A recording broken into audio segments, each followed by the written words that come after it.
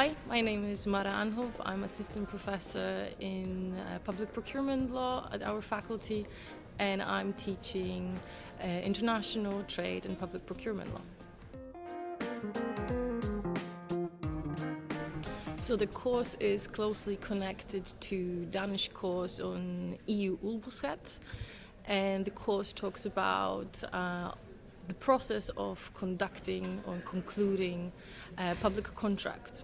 So as a student, what you will learn is how to advise governmental departments, public companies, public institutions that we can categorize as contracting authorities, and the suppliers, both from the side of the buyers and suppliers' perspective, in how to participate in the public tender process, how to draft the tender specification, how to go through all the process of conclusion of public contract, and even beyond how we can and how we cannot modify a public contract.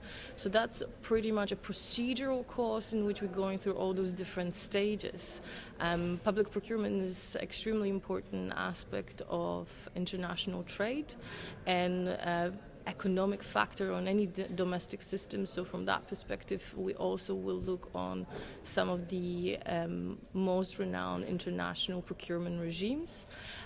We will focus mainly on the one that is the most elaborate, the most complicated, and will be mostly applicable to the students' practice, the ones that will be working in European Union.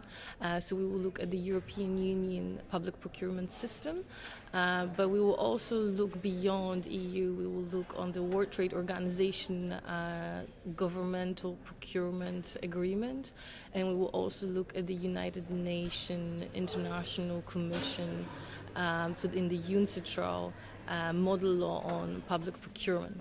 We'll also look at some of the aspects of the international trade agreements that the European Union conducts, for example, the CETA agreement with Canada.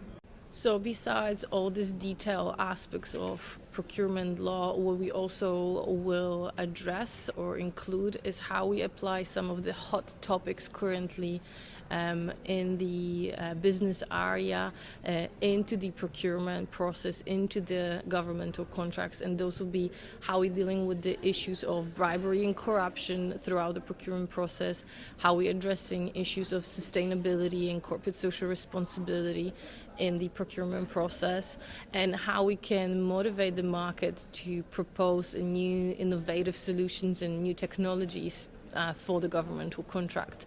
So those aspects we will also address during the course.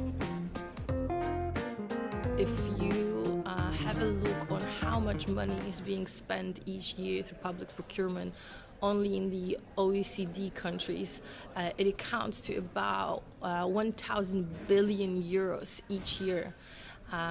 If we would want to look at the percentages, about 14% of GDP of any country in EU particularly that is spent through that element. What is also very important, because so much money goes through the process of public procurement, also the legal setup around it becomes more and more defined and more detailed. This is a very dynamic area of law that continues to change, both on the international or European level, but also at the domestic one. We have a lot of cases, an increased level of cases, both from the European Court of Justice, but also from the national commissions or tribunals or complaints board, like we have in Denmark, the procurement complaints board. So due to the fact how much money is spent through that, how complicated the legal system is, and how dynamic the amount of cases and changes are occurring, actually the public procurement specialists are in high demand on the labor market currently, and I predict that that will just continue to increase. So I think that this course is actually quite interesting from perspective of relevance for students and what type of student would be interested in it, because it's quite multidimensional.